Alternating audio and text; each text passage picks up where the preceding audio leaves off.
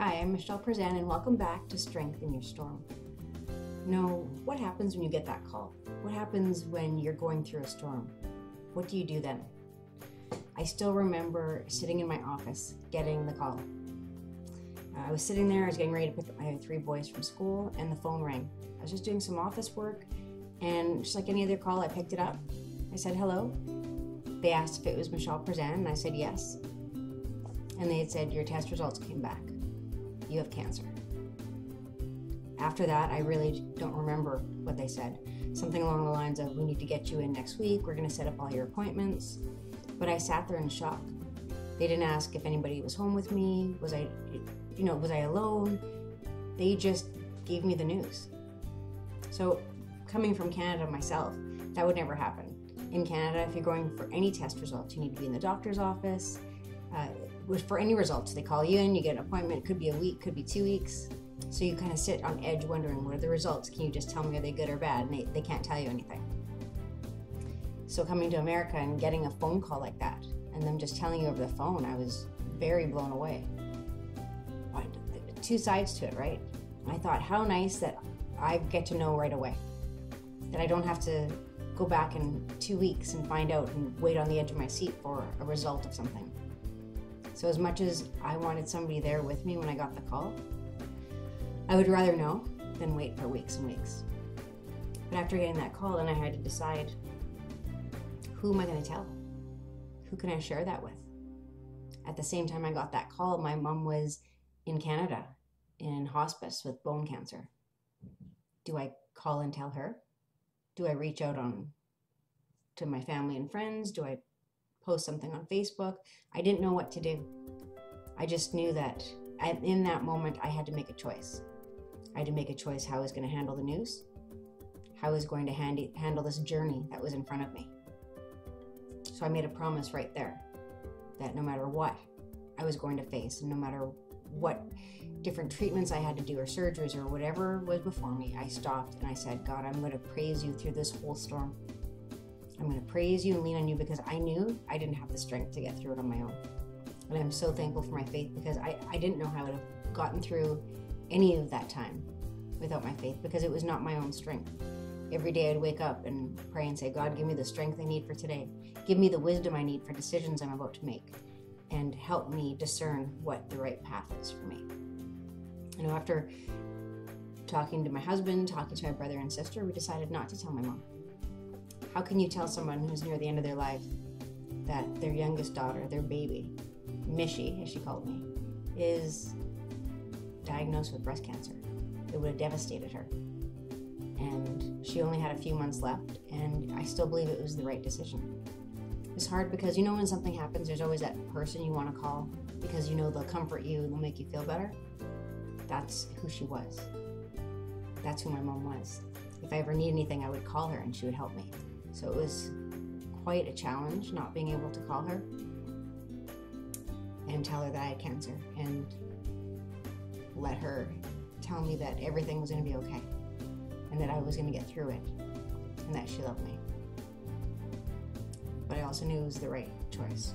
I had to not be selfish. I had to do the best thing for her. In that case, it was not sharing the news. You know, what happens though when you find out someone close to you has cancer or is going through some kind of storm? What do you do? What do you say? You know, I kind of, after going through it, I kind of had my thoughts, but I wanted to talk to other people and see their thoughts and share them with you. So let's go and talk to a few women and see what they would do. If you just found out someone that you know and love has cancer, what do you say? About 6 months ago, my brother was diagnosed with bladder cancer, and it came as a shock to us. He was only 42 and otherwise very, very healthy, and it's a very unusual type of cancer for a young person to have. And it was very difficult for us to hear, but we kind of took the approach that you have to kind of make the best of it, find out all you can about it, get involved, get all the information you need, find out all the treatment options, and do everything that you can to get healthy. And so we just supported him. We didn't sit there and have him worry about everything. We kind of tried to keep it light and just supported him as much as we could. Actually, that's happened a couple of times to me, actually several times. One, my cousin had brain cancer at the age of 3. My grandfather had lymphatic cancer. My mother had cervical and uterine cancer. And you can't really say anything. You have to almost absorb what they're saying. Mm-hmm. And then you get to the point where, I guess, you get to the point where you feel like, how do I feel?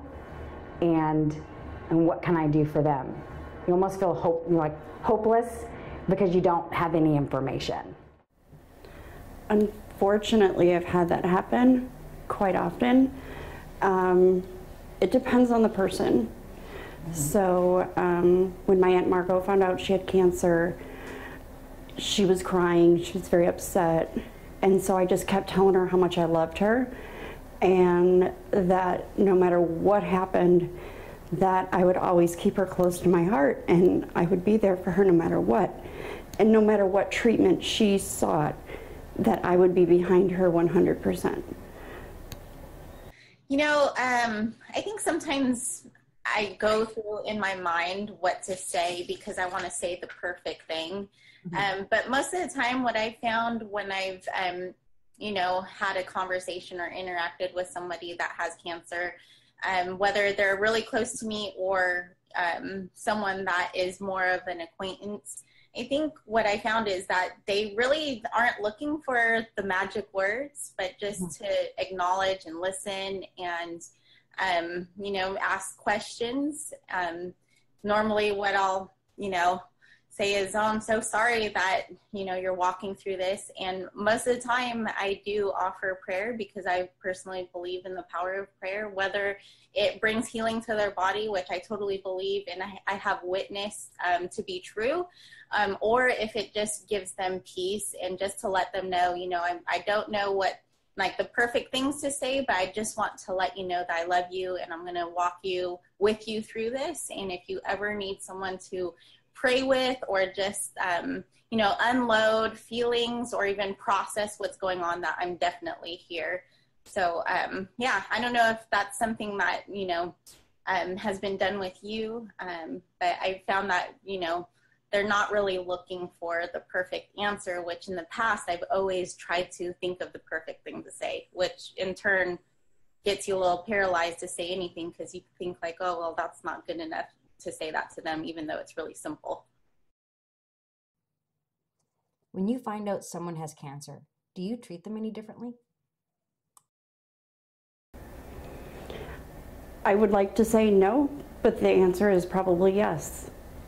I'm more aware of what I say and what I do.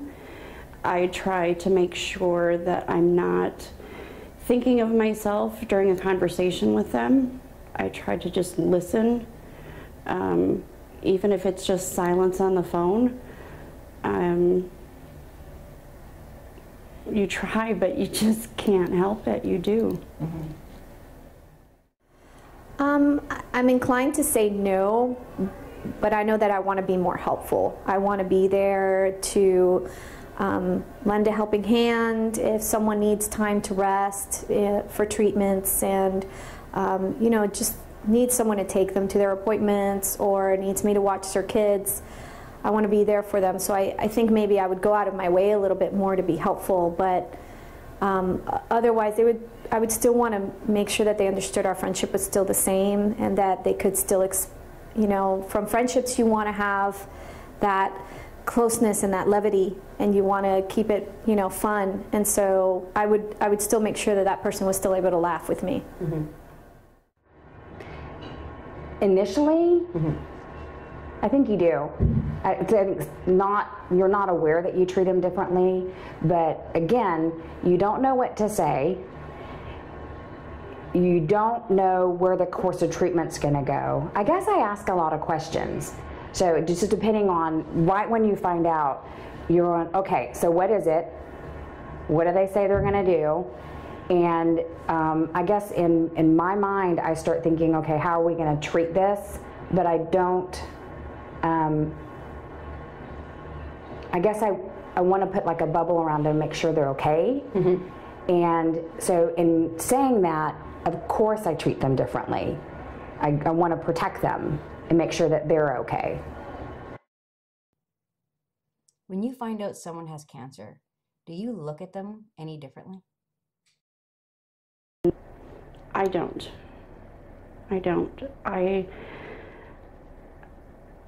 When I see them, I just see everything about them that has ever made me happy. And that's what I talk about when I'm around them. So, no, I don't think so. I hope not.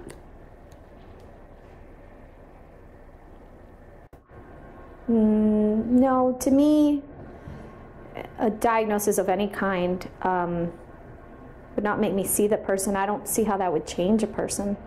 So I would never treat them any different. I wouldn't see them as any different. They might seem like they need a little more support, but otherwise they'd still be the same person to me.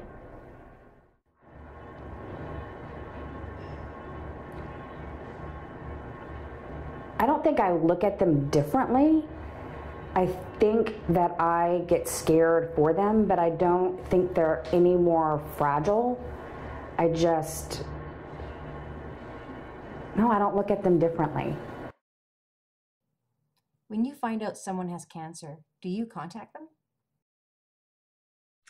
Yes, I'll try and reach out as soon as possible. I think sometimes I've kind of looking back, and I haven't walked through this so many times, but in the few times that I've had, I'll try and reach out and give some space after an announcement was made, just to let them know, hey, I'm definitely here to pray with you. And then also I've had some friends have their husbands were diagnosed and they were going through tough times. And I just always want to let them know, hey, just real quickly, whether it's leaving a message, we're definitely here to just process with you. And if you ever need any prayer, just give us a call, and we're definitely here to do that. So I think in the past, just looking back, there were a few times where I was afraid to contact them, just because you kind of have the pressure of well, I don't know what to say. It's heartbreaking for yourself too. So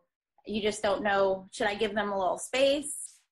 Should I call? But I don't want to bombard them. But I think overall, just even trying to leave a message and just let them know that you're thinking of them definitely helps. For me, that was very helpful when people reached out. I found that when I was brave enough to put on Facebook or let people know that I was going through cancer, that was me saying, here it is, because I didn't know what else to do. Now come, reach out to me, encourage me. So if somebody is brave enough to put it out there and share that they're going through a storm, cancer, whatever it is, please reach out to them. That's such a huge thing I could say to people. Reach out to them, because we don't know what to do, whether it's a text that we get from you or a message that you leave.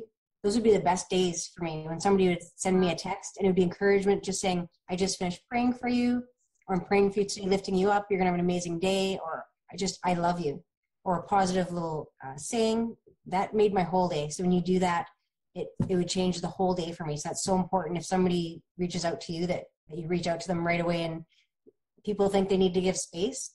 If you're texting them, they have the option whether or not they can text you back, but they see and they read those texts, and it means a lot to them. Wow, that's really good. So do you prefer, if someone is hesitant to make a call because they feel like they don't want to overwhelm someone or bombard them, that a simple message through text is still very heartfelt? Very heartfelt.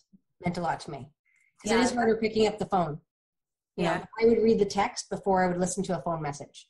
Because especially after surgeries, you're drugged up, you're on medication. That was a lot of work, but just picking up the text and reading it was easy for me to do and meant the world to me. Yeah. Good. Yes, most definitely I do. I will either shoot them a text or just message them on Facebook or call them. And I'll even say, just checking in, how you doing? And if they don't respond, they don't respond. But they will know that I was trying to get a hold of them, or I just send them, I love you. just, coming from someone that went through cancer, when I got those kind of messages, text messages, PMs on Facebook, those made my whole day. Yeah. That really, when I was having hard days, when I would get a text message like that, that would make my whole day. So thank you for doing that. Yeah, I think that people don't want to address the big elephant in the room. And I'll even send to my aunt, like, cancer still sucks, and I love you. Hope you have a great day, or whatever. For me, this episode was super important because I want you to know that if somebody reaches out to you, you find out that someone is going through some sort of storm, reach out to them. Don't back away. When you back away, it makes them feel self-conscious. I know it did for me. So I urge you, please, to, reach out to someone when you find out something is going on in their life. I want to look at something else as well. How do children look at cancer? What do they think of it? So I interviewed my 3 boys, Daniel, David, and Dylan, and here are their thoughts. Dan, I wanted to ask you a couple questions, okay? What does the word cancer mean to you? Death and fear. Why death and fear? Because everybody that I know that has died from cancer. Okay. How did you feel when you found out that Mama had cancer? That I thought you were gonna die. So you're scared? Is that why the word cancer means fear to you? Makes sense. Did you look at Mama any differently when I had cancer? Other than not having a chest, no. That's awesome. So you still came right because we still snuggled together and did things together. How do you feel about cancer, the word cancer now? It's really just an obstacle, and it's really just an obstacle course in the name of God. Can you explain that? There's a series of obstacles in cancer, and if you don't lean in your faith, then you're not gonna make it. Nice. Never heard it explained that way, but I like it. Thanks, Daniel. You're welcome. David, is it okay if I ask you a couple questions? Yes. Okay, awesome. Thank you. David, what does the word cancer mean to you? It means sad, because if you get cancer, you could die, but also it kind of means good, because if you survive it. Yeah, okay. How did you feel when you found out that Mama had cancer? I felt sad. Why'd you feel sad? Because I didn't want you to get hurt. Were you afraid that me having cancer would hurt me? Sweet. When Mama had cancer, did you look at me any different? No. No? Did I look any different to you? No. No? Not at all. So now that I don't have cancer, and you think of the word cancer, what does it mean to you? That it's good because you survived it. Dylan, is it okay if I ask you some questions? Yes. Okay. What does the word cancer mean to you? Bad things. What do you mean by bad things? You could die by cancer. Is that what you think? Yeah. How did you feel when you found out that Mama had cancer? I felt sad. Why did you feel sad? Because I thought you were gonna die. Why did you think that? Cause and many people have cancers and they die by them. When Mama had cancer, did you look at me any differently? No. No? Did I look any different to you? No. No. Awesome. So what does cancer mean to you now that Mama went through cancer and I'm okay? It's you can get through cancer by faith with God. Is that what you think? Yeah. That's awesome. When you found out Mom had cancer, what gave you strength? I found strength because I was hoping that God was going to help her and help it survive, and how I found strength.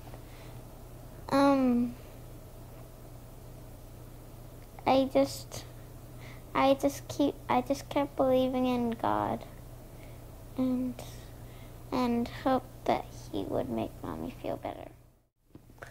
What gave me strength was that when I was snuggling with Mom one day, and she told me that she wasn't gonna die because it's a leap of faith to try to get to God through His obstacle course of life. And then when I found out that Mom wasn't gonna die, that gave me strength. But before that had happened, I didn't have any strength when I found out. I was full of fear. What gave me strength? Okay, when Mama had cancer, she told me she might get through it because God was always with her, and I became a little happy.